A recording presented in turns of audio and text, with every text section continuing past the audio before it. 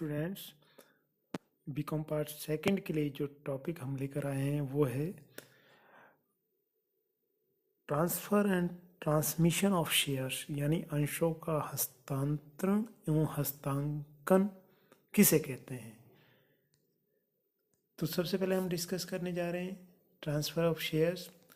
चूँकि under section 44 के अनुसार of the company act provide that the shares, debenture or the other interest of the members of a company are movable property, यानी shares, इसके अलावा ऋण पत्र है, डिबेंचर्स, और इसके अलावा जिन कमोडिटीज़ में शेयर होल्डर्स या मेंबर्स का इंटरेस्ट है वो सारी की सारी प्रॉपर्टी कंपनी के मूवेबल होती है। उनका शेयर होल्डर्स या उनका ओनर्स उनको ट्रांसफ़र कर सकता है। तो उसी स्थिति में यानी कि यदि article of association of any company provides that they are transferable in accordance to article of association as per Company Act 2013. Now we are going to discuss about the meaning of transfer of shares.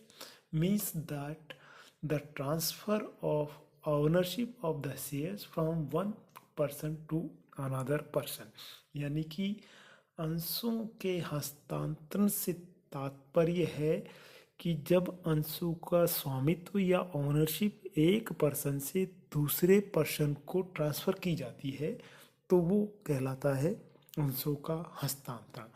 The transfer of shares is affected by removing the name of the existing share holder from the register of member, यानी कि जो transfer of shares के फलस्वरूप जो विद्यमान जो अंशधारी है उसका सदस्यों के रजिस्टर से नाम हटाया जाता है और बदले में जो नया शेयर होल्डर से उसके नाम को लिख दिया जाता है। तो हम कह सकते हैं by the inserting the name of the transferee in place of the transfer in the register of members, यानी कि ट्रांसफर जो हस्तांतरण करने वाला पर्सन है उसके नाम को सदस्यों के रजिस्टर या शेयर होल्डर्स के रजिस्टर्स में हटा दिया जाता है और जिसके नाम ट्रांसफ़र किए गए हैं शेयर होल्डर्स यानी ट्रांसफरी के नाम को सदस्यों के रजिस्टर में लिख दिया जाता है। यानी कि फॉर एग्जांपल यदि ए जो एग्जिस्टिंग शेयर होल्डर्स है वो बी को अपने शेयर ट्रांसफ़र करना चाहता है तो उस स्थिति में सदस्यों के रजिस्टर्स में या मेंबर ऑफ रजिस्टर्स में बी का नाम लिख दिया जाता है और ए के नाम को रिमूव कर दिया जाता है। यानी कि अंश हस्तांतरण वह प्रक्रिया है जिसमें एक व्यक्ति अपने स्वामित्व का हस्तांतरण दूसरे व्यक्ति के पक्ष में कर देता है। नेक्स्ट है आपका अंशों का हस्तांकन या transmission of shares. Transmission of shares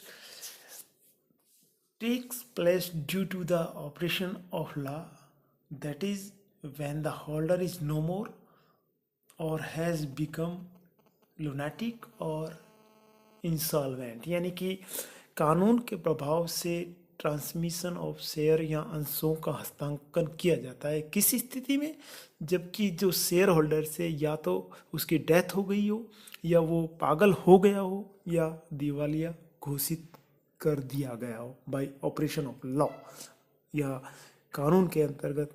यदि विद्यमान अंशधारी की मृत्यु हो जाती है या पागल हो जाता है या इंसॉल्वेंट हो जाता है, दिवालिया घोषित कर दिया जाता है तो उस स्थिति में अंशों का हस्तांकन किया जाता है।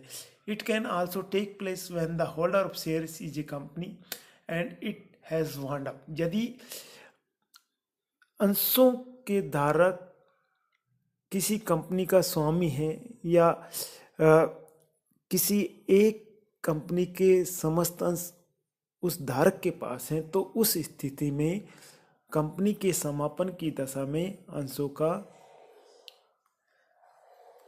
ट्रांसमिशन किया जाना जरूरी हो जाता है।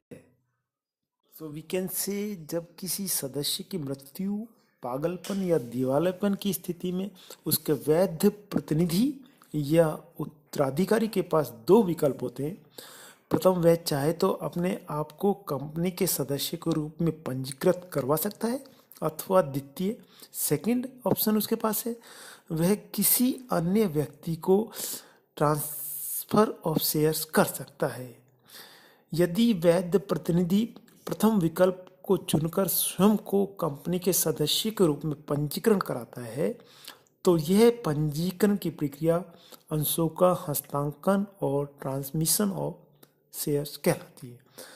यानी मीन्स जब अंशों का स्वामित्व किसी कानून के लागू होने के कारण अंशधारी के वैध प्रतिनिधि या उत्तराधिकारी को हस्तांतरित होता है तो यह अंशों का हस्तांकन कहलाता है।